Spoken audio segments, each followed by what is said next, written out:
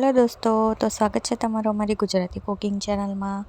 તો આજે હું બનાવવાનું છું પનીર બટર મસાલાનું શાક એકદમ સિમ્પલ રીતે. તો અહીંયા તેલને ગરમ કરી લીધું છે, જીરું, દાલચીની અને તેજપત્તાનો વઘાર કર્યો છે. કાંદા સમારેલા ઝીણા એડ કર્યા છે, ચોપરમાં ચોપ કરી નાખ્યા છે અને સારી રીતના કાંદાને ચડાવવાનું છે. કાંદા ચડી જાય પછી એમાં આદું લસણ મરચાંની પેસ્ટ નાખીને સારી રીતના ચાળવવાનું છે. અહીંયા હળદર, મીઠું, ધાણા પાવડર, ગરમ મસાલો પાવડર,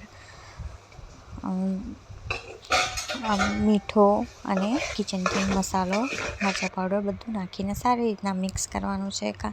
મસાલાને થોડીવાર ચડાવવાનો છે. અહીંયા ટામેટાં એડ કર્યા છે ખમણીને, તમે પીસીને પણ એડ કરી શકો છો. મેં અહીંયા ખમણીને એડ કર્યા છે.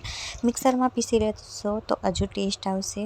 તો અહીંયા હું ખમણી લીધા છે, નાખ્યું, પાણી નાખ્યું અને 15થી 20 મિનિટ સુધી ગ્રેવીને ઉકાળી છે. ઉપરથી નાખ્યું છે કસૂરી મેથી. ગ્રેવી ઉકળી ગયા પછી કસૂરી મેથી નાખ્યું છે. કસૂરી મેથી એડ કરી પછી પનીરના પીસીસ નાના નાના કટ તમે જેવા કટ કરી શકો એ રીતના કટ કરી શકો છો. સારી રીતના મિક્સ કરીને અહીંયા થોડી ક્રીમ એડ કરી છે. અમૂલ ફ્રેશ ક્રીમ આવે છે એ એડ કરી છે અને સારી રીતના ચાળવવાનું છે.